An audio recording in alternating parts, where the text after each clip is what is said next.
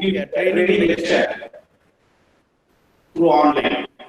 So actually this training is one of the part of objective of my DBT sponsored project. So DBT sanctioned a major research project with a total outlay of 52 lakhs. This is for high density production of marine copepods. You might be knowing about the marine copepod is nothing but is one of the live feed organisms, is a dominant crustacean or metazoan existing or inhabiting in the any aquatic ecosystem. And nowadays the copepods became popular because of their suitability as a feed, initial or starter feed for the fish or shrimp or any cultivable organism. But unfortunately, there is no commercial production technology for the copepods, so that the total aquaculture industry is seeking the alternative to Artemia. Artemia, you might be knowing, is one of the traditional live feed organisms. The Artemia normally in hatcheries in the farm, the Artemia will be used as a feed to produce the young ones, fish young ones or larvae, juveniles or fingerlings. Unfortunately, the Artemia is the cost of Artemia now become very high. Actually, we are importing the Artemia cyst from the USA, which is harvested from the Great Salt Lake, Utah, in a place called Utah, that after process, that will be exported to various countries. So that we are exporting, still we are importing the Artemia cyst from USA to produce billions of larvae, fish or shrimp larvae. Unfortunately, this Artemia, due to demand and reduction in production, the cost of Artemia is keep on increasing. Okay, so that the aquaculture industry, entire aquaculture industry, facing a problem to feeding their larvae. Okay, to feeding their larvae. So at this juncture, the total aquaculture industry, they are looking for alternative to Artemia.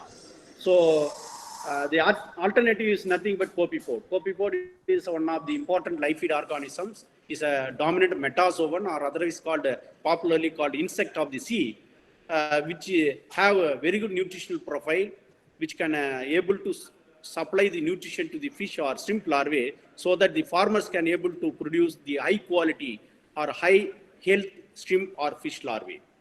Unfortunately, there is no copepod culture available in India. Of course, in some Southeast Asian countries like China, Taiwan, Vietnam, they have developed their own copepod culture in their hatchery system, whereas in India, there is no commercial copepod culture available in Indian hatchery system.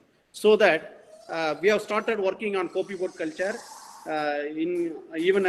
during my PhD course onwards. Actually, we have started working, and after joining in Bharatdasan University, actually I have submitted the proposal to DBT, and the DBT, they sanctioned nearly 3 projects to establish the copepod culture.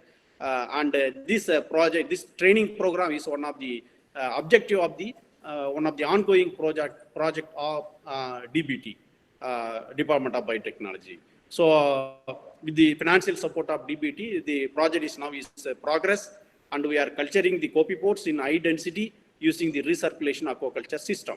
So and under this project, the training component is one of the objectives. So that we are now we are conducting this training lecture through the online. Okay.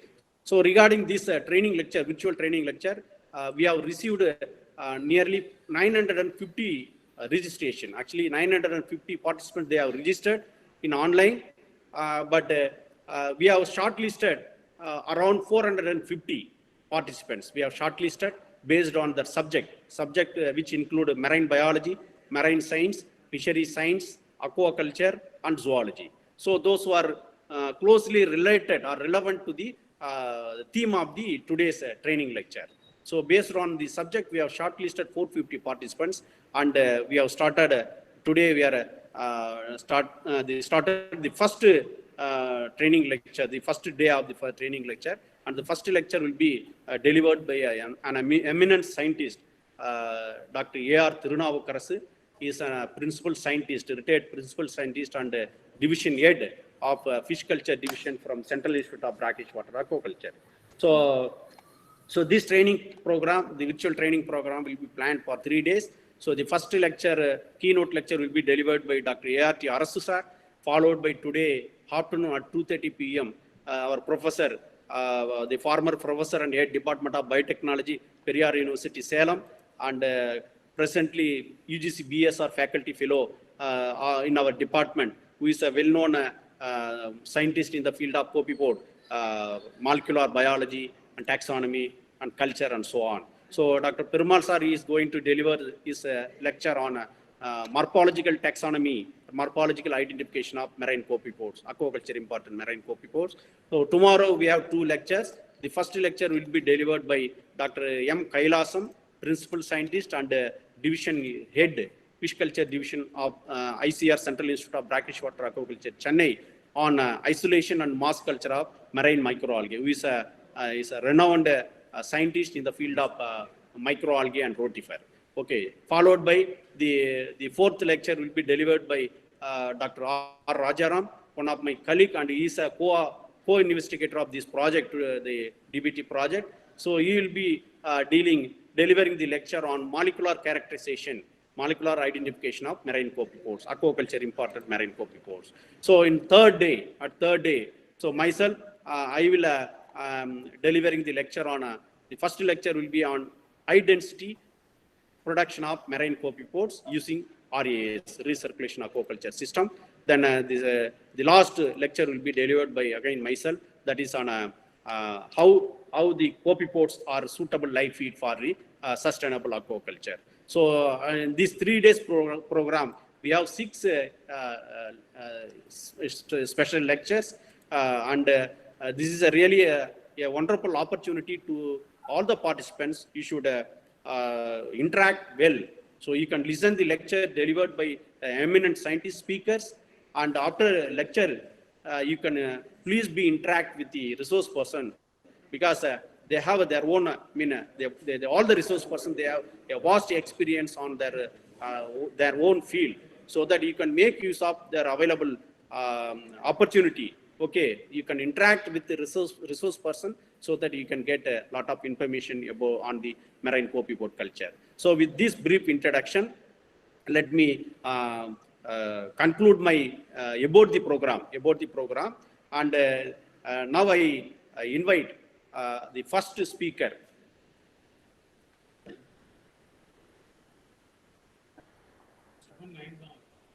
Okay. So the first speaker, Dr. A.R.T. Tirunavukar sir, will join shortly. You please be online. And you will be joined shortly. And I request all the participants, you please log in using the first link, G link, which is given in the table, which we have sent the mail. In the mail, there is 2 link, G link. So the first link, you can try to log in through the first link. Once the first link is over, because one link will accommodate only 250 participants. So once it accommodated the 250 participants, then you can log in through. Those who are not getting connection in the link 1, you can please log into using link 2, so that we can accommodate nearly around 500 participants. So all the participants will be given chance to attend this program. Okay, so don't log in into both the links. So you please log in first link. Once first link is over, you can log in through the second link. Those who are not getting log in to the first link, you can use the second link.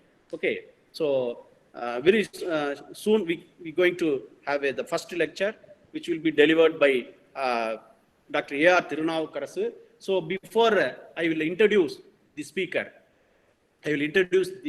First speaker, Dr. A.R.T. Arasu. Okay, as an organizing secretary, it is my duty to introduce first speaker, the resource person, who is none other than Dr. A.R. Tirunavukar. So he is a nationally internationally renowned scientists. And the people, those who are working in fisheries, aquaculture, marine science, marine biology, even zoology, they all well known about Dr. A.R. Tirunavukarasu because he is a father of brackish water fish culture in India. He is considered being a father of brackish water fish culture in India. Why? Because in India, in 1997, in the history of Indian aquaculture, one fish, one brackish water or marine fish, which is successfully artificially propagated. So the first fish, the first marine or brackish water fish, which artificially induced, adopting the induced breeding, artificially the seeds, the egg was propagated or produced. This breakthrough is made by who is none other than Dr. A.R.T. Arasu. So in the Indian history of aquaculture, the first marine fish or brackish water fish, which is successfully artificially propagated using the induced breeding technique. So in 1997, the entire aquaculture industry, especially the ICR, in the history of ICR, Indian Council of Agricultural Research, this is the first breakthrough, successful breakthrough was made by Dr. A.R.T. Arasu in Asian sea bass, Latus calcarifer. In Tamil, it is called Kodua. So this is the first fish, and till now, till today, that is the only fish which is commercially produced, and seeds are available throughout the year. Okay, in the Central Institute of Brackish Water Aquaculture. Okay, so he is a man behind this breakthrough. He only developed the technology, okay, on sea bass, Barramundi or sea bass, Asian sea bass, Latus calcarifer. He produced or he developed the technology for induced breeding of continuous production of sea bass eggs. So that now the larvae, the sea bass larvae is available throughout the year. If the farmers, they want larvae, sea bass larvae, you can get and you can obtain from the Siba. It is located at Chennai. So this technology is developed by Dr. A.R.T. Arasu, so that he is being considered as a father of brackish water fish culture in India. Okay, so he was a former principal scientist and head of the division of fish culture division, Central Institute of Brackish Water Aquaculture, Chennai. And Dr. Arasu sir, he completed his MSc and PhD in marine biology from the renowned Center of Advanced Study in Marine Biology, Annamalai University, Porto Novo.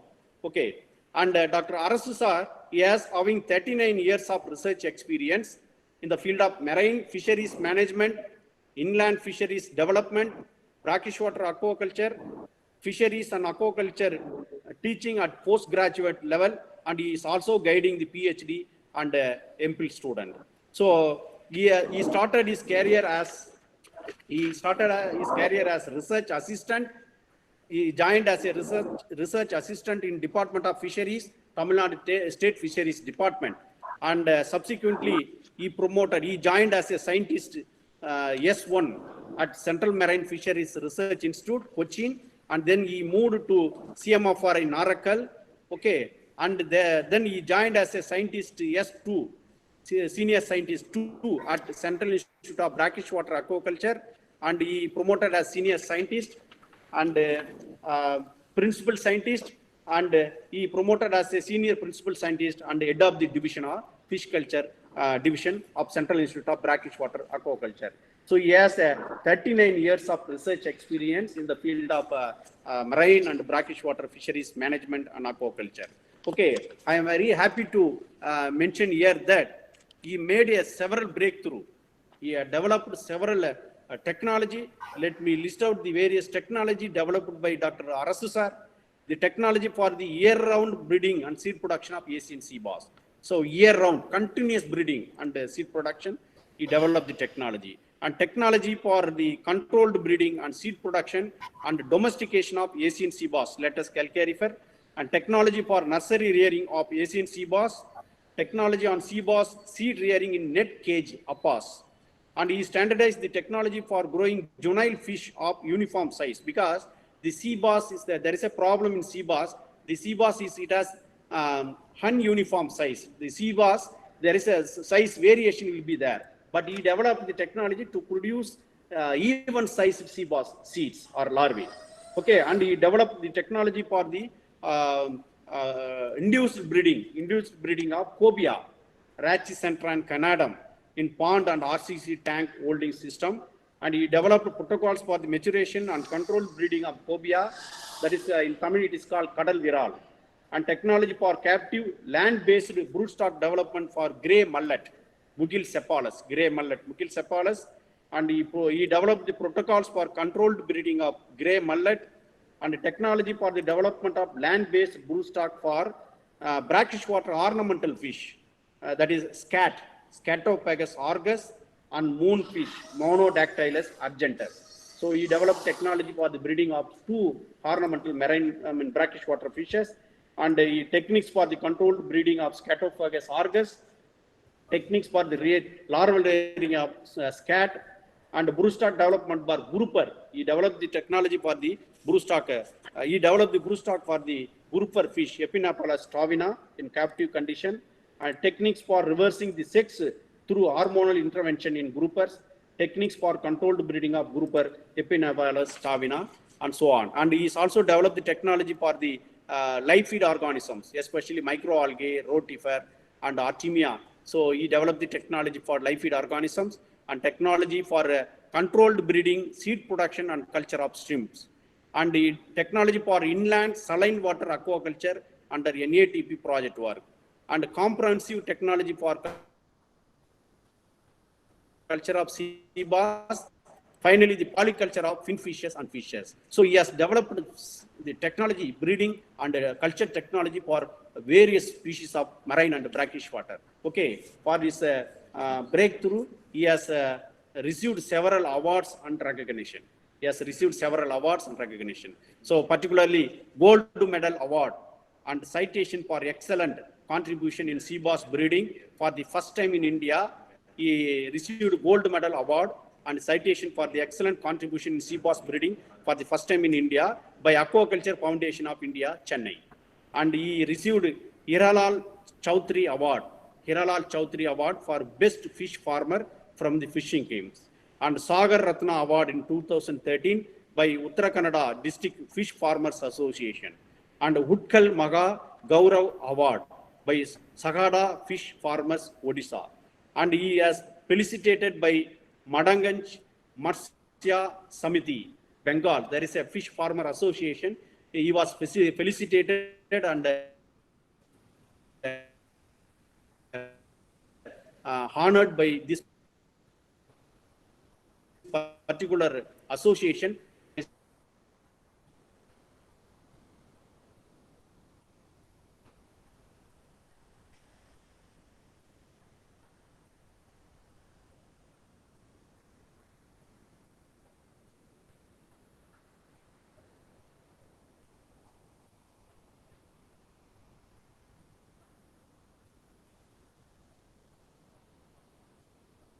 From industry, especially industry, you can see if any development, if any research that should be reached the society, it should not end with the laboratory or clinical class. You should reach the society. In this context, Dr. Arasu sir, he taken his research findings, contribution to the society. Because of the technology developed by him, there are thousands of farmers now, their livelihood is improved.